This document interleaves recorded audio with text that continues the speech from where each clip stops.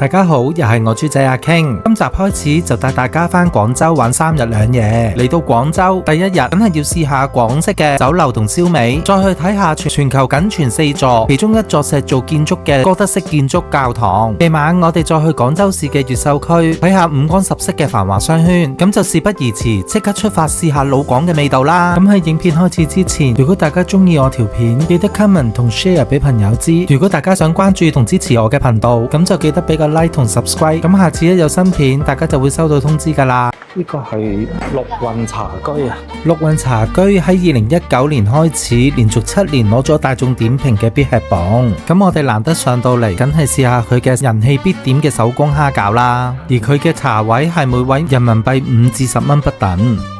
呢個係陳皮白茶，好香陳皮味啊個茶。佢個茶壺咧係可以咁樣扭嘅，應該可以壓翻啲茶汁出嚟，或者唔使浸住個茶包咯。佢啲蝦餃係即刻包嘅，你見到廚房嗰邊師傅喺度包緊。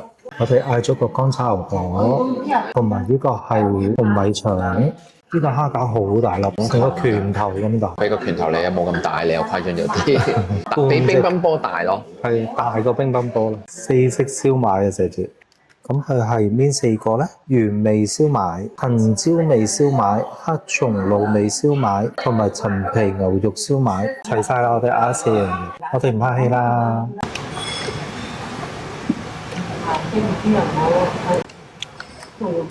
哇，好多蝦！好多蝦，睇下幾多蝦，同埋個皮好薄。佢個蝦餃贏咗飯樓。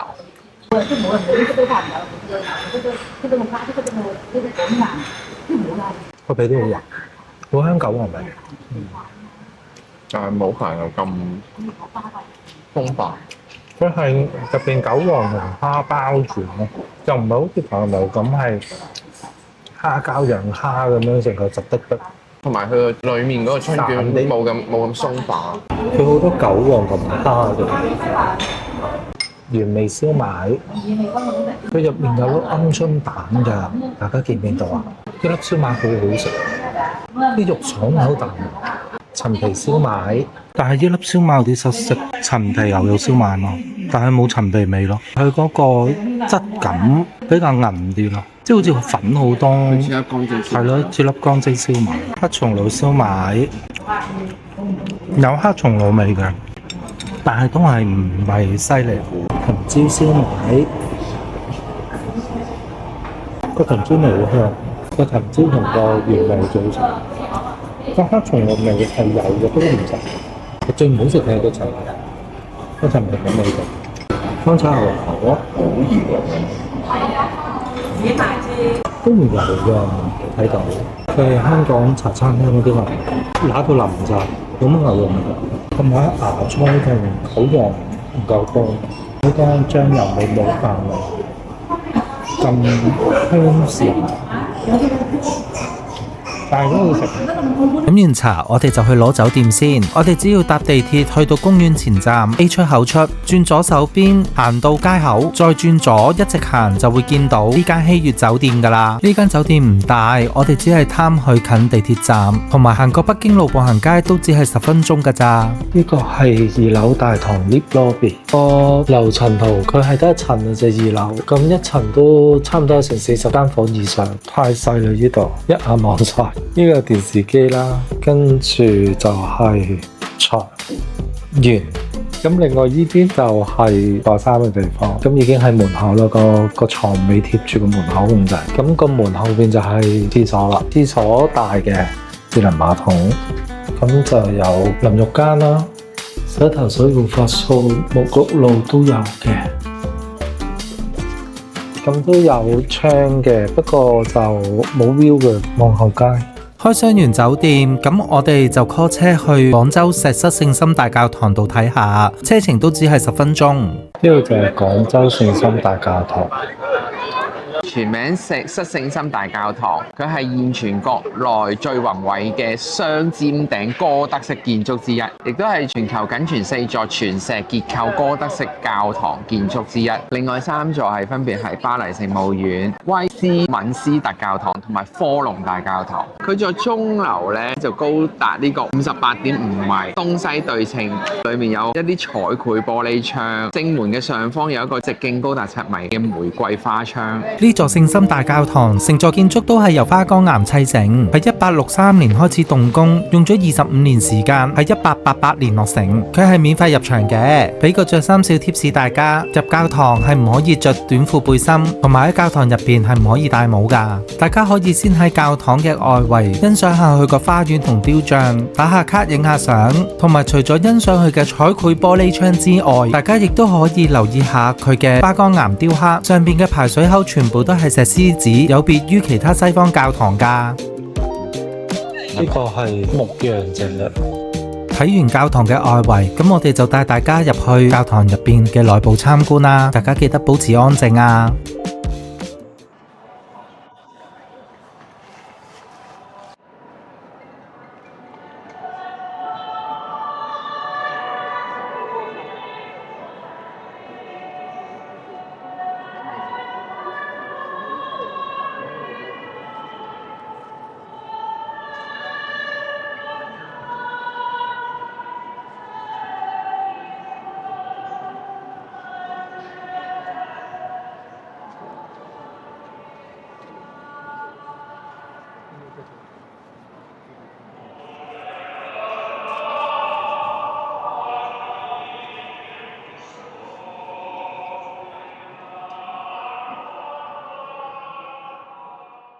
睇完教堂，我又帶大家去食嘢啦。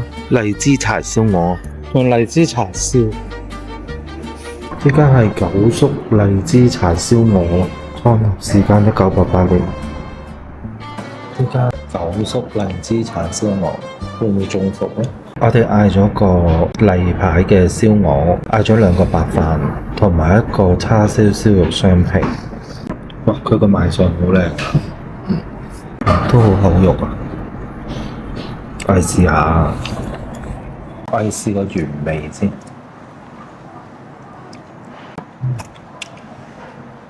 啲脆嘅個皮，個皮係脆嘅，個燒鵝好食。再試下點下佢個汁啊！哇！佢個酸梅醬好酸啊，但係佢啲個酸梅醬真係有啲酸梅肉喺入邊，就唔係香港嗰隻齋嘅甜酸醬。佢個酸梅醬幾解膩，佢唔點個酸梅醬都夠晒味，又唔係好鹹，有燒鵝味。點個酸梅醬就冇咁漏咯。哇！個燒肉係炸多過似燒肉，哇！熱過喎，但係好食㗎。佢係脆卜卜，因為嗦嗦聲，唔知收唔收到音啊？但係個燒肉唔係好鹹。再試下收音睇下食唔食到嗦嗦聲啊！大家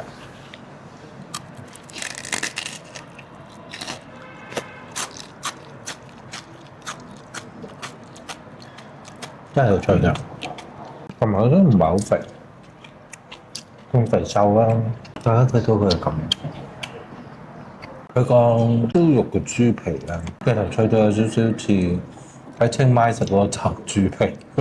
望叉燒切到好薄啊，冇乜叉燒味咯，有啲似燒豬頸肉，唔似叉燒，唔係香港嗰隻好香蜜汁嗰隻叉燒。但係佢啲肥肉爽口喎。係啊，我唔係話其實你話佢唔好食，咁咪唔好食咯。但係只不過有啲肥嘅。即係如果你中意食半肥瘦嘅叉燒嘅就 O K。同埋如果你忘卻咗呢個咩叫健康嘅話，你係可以係啊，都係嘅。但係佢係冇叉燒味嘅，即係佢嗰個蜜糖冇乜蜜糖味咯，叉燒醬嘅味都冇乜。其實係有少少似真係泰式嗰啲燒豬頸肉嘅味道。我覺得有少少失望。但係個叉燒同個燒肉相比幾多錢？呢個78， 78。哦，燒鵝禮拜反而68。咁個燒鵝例牌就性價比大啲，都高啊，都高啊，係啊，因為佢唔係唔好食好㗎，多嘢㗎嘛。即係佢本身個燒鵝係，大家睇下，佢係都肉厚㗎，咁同埋佢係暖暖地嘅，同埋個燒鵝個味係夠入味，唔係太鹹咯，即係唔會話啲死鹹燒鵝，係真係有鵝味。同埋我燒鵝個肉粥，哇！佢咁樣其實例牌都俾咗1/4個上裝嚟，都係上裝，啲飯冇米味嘅，以前酒樓嗰啲飯盒味嘅飯。大家都係嗰度可以嚟淨係食燒鵝㗎。係啊，呢個真。咁食完燒鵝，我哋就行下廣州最出名嘅商圈北京路步行街，順便睇埋藏身步行街鬧市入面嘅千年古剎廣州大佛寺啦。北京路步行街係喺越秀區嘅市中心，全長大約1.5公里，被譽為廣州千年商都嘅心臟地帶。直至去到90年代尾嘅城市改造，北京路先開始推行步行化管理。1997年先開始推行星期六日變成步行區，直至到2002年元旦日開始先變成今日大家見到嘅北京路步行街㗎。北京路最有特色嘅一個元素就係中段地面下面嘅千年古道遺址。2002年嘅考古發掘之下，發現地下大約3米深嘅位置，列白咗由唐代到民國5個時期，合共11層嘅古代路面、石板、牆磚、城樓基址一層層咁樣展示出嚟，之後用玻璃罩保護。大家而家可以喺正中央嘅街道嘅位置低頭見到真實嘅古道，感受一下腳踏千年路嘅感覺。哇！佢都做得幾仔細，連城門都做埋。呢個係千年古道遺址，原本嗰條路，明代門洞路面啊！哇！以前嗰啲路係凹凹凸凸嘅喎，即係好似啲古城啲路咁樣。咁佢都係古城嚟啦。今日行嘅北京路步行街，好多大型商場、連鎖品牌、老字號、食肆同埋手信店，再加埋附近連成一體嘅歷史景點，同埋夜晚嘅燈光裝飾，令到北京路唔只係一條購物街，而係集文化、宗教、商業同埋旅遊於一身嘅歷史文化街區。係喎，有得賣嘅喎。幾靚喎，獅頭黑色嗰個好靚，但我見佢得翻紅色賣咯，但係多咗條龍咯。嗱，紅白色都靚，佢得翻條龍咯，條龍就麻麻地。都靚嘅龍船喎，係寫遮根煲喎，都唔差喎，朋友。佢側邊嗰啲係12生肖嚟嘅。喺北京路步行街嘅中間位置，大家會見到呢一個12生肖嘅地標。喺呢個地標嘅路口行出去，大家就會見到鬧市中嘅千年古剎廣州大佛寺。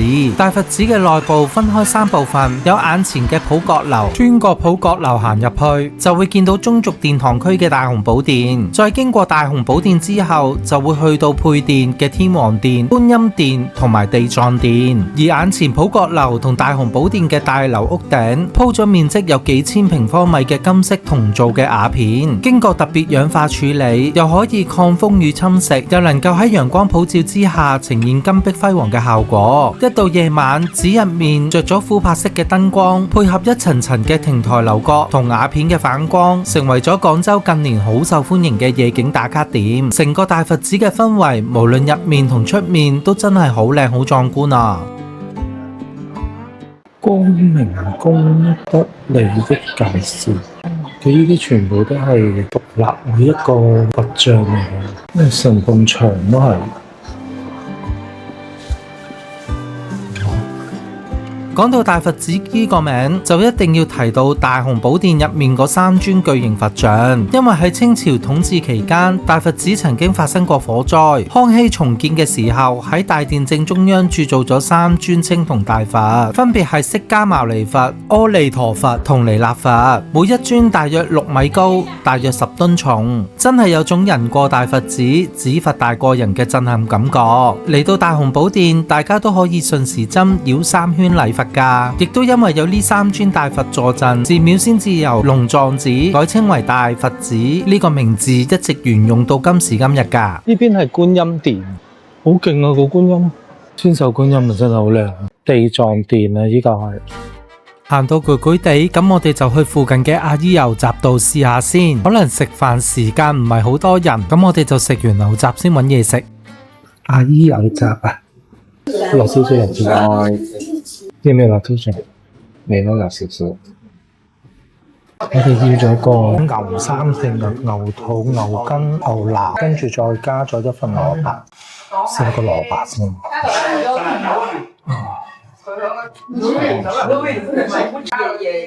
入晒味啲蘿蔔，哦，你睇個色都知啊，黐線。蘿蔔係入晒味咁樣黐線，蘿蔔好好。試個牛筋喎。蘿蔔牛筋好彈牙，完全唔係炆到腍晒嗰啲牛筋，個牛筋好出色。試下個牛腩啊，牛腩片之後有啲黐牙，有啲韌，係啲牛腩都有啲渣。試下個牛肚，牛肚有啲咬口。北京路步行街條巷仔行入去，呢個亞衣油雜好食啊！中午12點鐘開始賣，哇，賣完就冇啦。黐線，佢個牛雜有 after taste。大家只要沿住北京路步行街一路行到去粵海購物中心天河城 A 區入口呢一個位置，跟住轉過嚟呢一邊橫街有間叫做大紅俄羅斯粉嘅，喺度行入去，入邊紅色牌嗰度就係亞衣油雜。我哋真係要揾嘢食啦！我哋行翻出去北京路步行街，行到去 Miniso 呢一個十字路口位，大家就會見到一條街嘅美食區，跟住箭嘴嘅位置行入去就會見到噶啦。嗱，呢度係食嘢嘅北京路美食區入必食店啊！成條街真係好多嘢食選擇，不過好唔好彩，我就揀咗間麻麻地嘅，咁就係咁意講下啦。炒萵筍絲，哇！但係好青 B B 嘅呢個糖醋里脊肉，呢個係最大腸煲，呢個臘腸排骨飯，佢幫我哋撈咗。哇！佢呢個有個飯焦嘅，哇！幾大餅飯焦。